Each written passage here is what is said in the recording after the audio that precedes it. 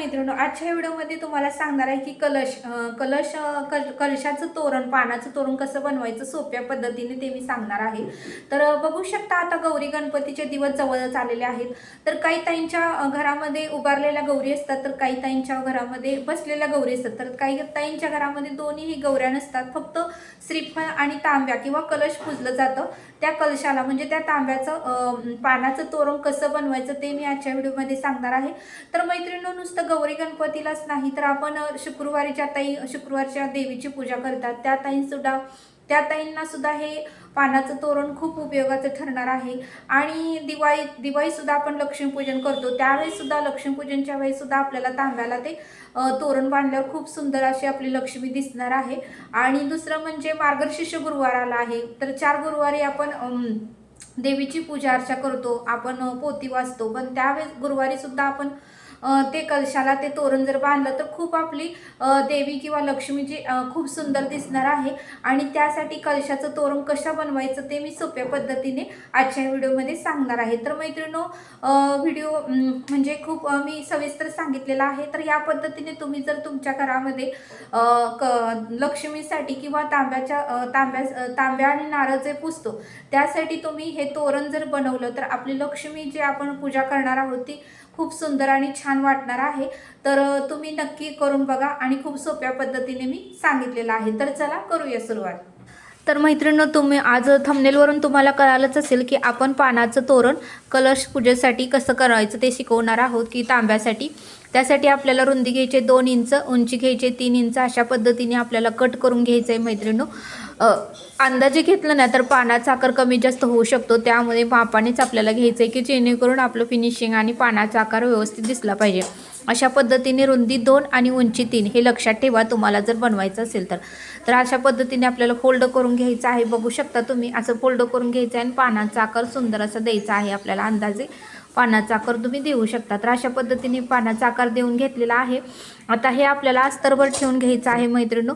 अस्तरवर बघा आता मी ठेवून घेत आहे। तर अशा पद्धतीने आपल्याला अस्तरवर ठेवून असं आखून घ्यायचं आहे की जेणेकरून आपली पानं व्यवस्थित आली पाहिजेत। तर बघू शकता अशा पद्धतीने पूर्णपणे आखून घ्यायचं आहे। आणि नंतर कट करून आपल्याला मेन फॅब्रिक पण ह्याच्या पद्धतीने कट करून आपल्याला लावून घ्यायचं आहे। तर बघू शकता खूप सोपं आहे मैत्रिणींनो। आता गौरी गणपतीचे दिवस आले त्यामुळे लक्ष्मीपूजनसाठी हे आपण जर सुंदर असं पानाचं तोरण केलं ना तर खूप सुंदर आपली लक्ष्मी दिसते, पूजा ही छान दिसते, आपल्यालाही प्रसन्न वाटतं। आणि काहीतरी युनिक केलं म्हणजे खूप छान अशी लक्ष्मी प्रसन्न वाटते।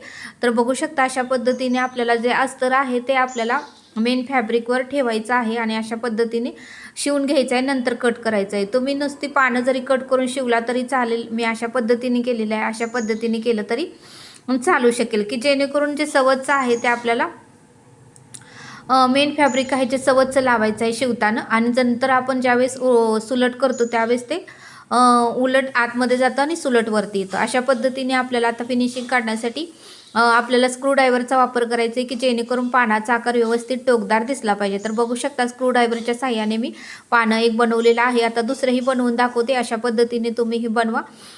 जे अस्तर आहे ते अस्तर मेन फॅब्रिक दोन्हीही अटॅच करून आपल्याला शिवून घ्यायचं आहे। मी आकार काढून घेतलेला आहे पेनानं, अशा पद्धतीने तुम्ही शिवू शकता, खूप सोपं आहे। आणि जे कडेच आहे ते आता कट करायचं आहे। दुसरं पाणी मी तुम्हाला दाखवते स्टेप बाय स्टेप बघा। आणि थोडंसं कात्रंग कट करायचं की जेणेकरून सुलट केल्यानंतर आपला आकार छान येतो। तर अशा पद्धतीने आता स्क्रूड्रायव्हरने मी तुम्हाला काढूनही दाखवते, खूप सुंदर आणि छान दिसतं मैत्रिणींनो। तर तुम्हीही एकदा हे कलशाला पानाचं तोरण नक्की बनवा, कारण आता गौरी गणपतीचे दिवस आलेले आहेत, सगळ्यांच्या घरात गौरी येतातच। तर काहीकांच्या घरात कलश आणि फक्त श्रीफळ म्हणजे नारळ पूजला जातो, त्यांच्यासाठी हे खूप उपयोगाचं आहे। तर बघू शकता आणि रोजच्या आपण पूजा करतो त्या पूजेसाठी सुद्धा आपण जर हे पानाचं तोरण बनवून जर ठेवलं तरी रोजची ही पूजा खूप सुंदर आणि छान दिसते। मार्गशीर्ष गुरुवार आलेला आहे, दिवाळीत लक्ष्मीपूजन असतं, शुक्रवार असतात, अनेक लक्ष्मीची पूजा असतात, त्यावेळेस हे पानाचं तोरण लावलं ना तर लक्ष्मीची पूजा खूप अट्रॅक्टिव्ह छान आणि सुंदर दिसते। अशा पद्धतीने सगळी पानं मी शिवून घेतलेली आहे, त्याला लेस पण लावलेली आहे। लेस का लावायचे की जेणेकरून अट्रॅक्टिव्ह दिसेल। आता आपल्याला तांब्याचं माप घ्यायचं आहे, तांब्याचं माप आलेलं आहे 12 इंच पूर्ण उंची। आणि त्या पद्धतीने मी आता हे घेतलेलं आहे शिवून। आता पूर्णपणे 12 इंचच घ्यायचं नाही, आपल्याला बांधण्यासाठी पण लागणार आहे, त्यासाठी मी 22 इंच घेतलेलं आहे। 22 इंच घ्यायचं आहे की जेणेकरून इकडं 5 इंच इकडं 5 इंच राहिलं पाहिजे. आपल्याला 2 गाठीला बांधायच्या आहेत. गाठीसाठी आपल्याला कापड शिल्लक पाहिजे, त्यामुळे 12 इंचच घेऊ नका, 22 इंच घ्या. तुमच्या तांब्यानुसार तुम्ही 5-5 इंच जादा घ्या. तर अशा पद्धतीने पट्टी शिवून घेतलेली आहे.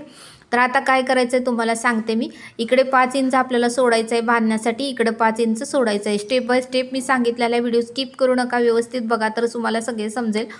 तर बघू शकता मधल्या साईडला आपल्याला फक्त 12 इंच ठेवायचं आहे, जे आपण तांब्याचं माप घेतलं आहे ते. आता इकडं 5 इंच आपल्याला बंदासाठी सोडायचं आहे. बघा मी खून करते आणि इकडं 5 इंच, जेणेकरून आपल्या 2 गाठी तरी बसल्या पाहिजे तांब्याला. त्यासाठी हे 5-5 इंच सोडून घ्यायचं आहे मैत्रिणी.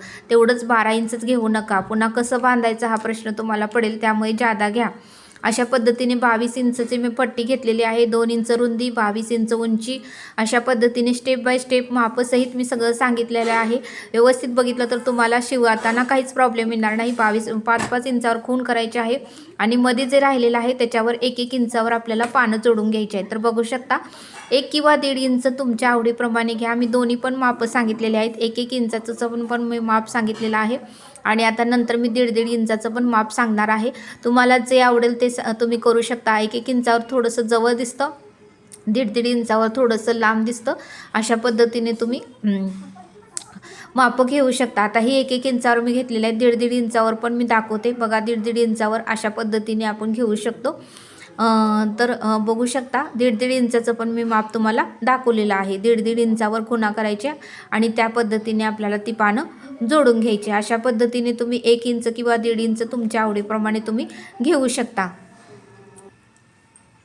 तर बघा आता मी पानं जोडत आहे. मी साधारणतः आता येथे 1.5 इंचावर पानं जोडणार आहे. अर्धा इंचाचा एवढा काय फरक पडत नाही मैत्रिणींनो. 1 इंचावर जोडलं तरी चालेल, 1.5 इंचावर जोडलं तरी चालेल, काहीच प्रॉब्लेम येत नाही. अशा पद्धतीने मी पूर्णपणे पानं जोडत आहे. टोटल पानं माझी 7 झालेली आहेत. तुम्ही 9 पण बनवू शकता, 7 पण बनवू शकता. तुमच्या कलशाचं माप केवढं आहे त्यानुसार तुम्ही बनवा. आता आमच्या तांब्याचं माप 12 इंच आलेलं आहे. तांब्याचं पण तांब्या आहे, पण तो छोटासा असल्यामुळे मी स्टीलचं तांब्याचं माप घेतलेलं आहे. तुम्हाला दोन्ही तांब्याला मी लावून दाखवणार आहे. तर अशा पद्धतीने शिवून झालेलं आहे. वरती जी शिलाई आहे ते दिसून येते, त्यासाठी छोटंसं आपल्याला लेस लावून घ्यायची आहे. तुमच्या घरात कोणतीही लेस असेल तर लावा किंवा कोणतंही तुमच्याकडे कापड अट्रॅक्टिव्ह सोनेरी वगैरे कलरचं असेल तर लावू शकता, लेस नसेल तर. तर अशा पद्धतीने बघा आपलं तोरण किती सुंदर आणि छान आणि अट्रॅक्टिव्ह दिसत आहे.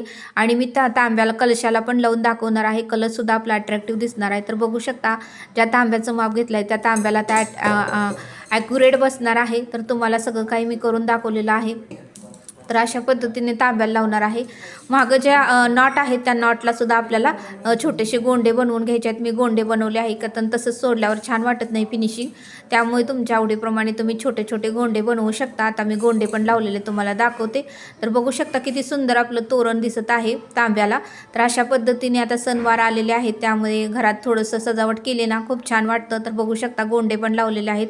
लेस लावल्यामुळे आपलं तोरण खूप अट्रॅक्टिव्ह दिसत आहे. अशा पद्धतीने छोटंसं काढून बघू शकता. आता तांब्याचा जो तांब्या आहे तो छोटा आहे, तरी पण मी लावून दाखवते म्हणून त्याचं माप मी घेतलं नाही. तर तरी पण त्याला पण व्यवस्थित बसलं आहे बघा. तर बघू शकता व्यवस्थित बसलेला आहे.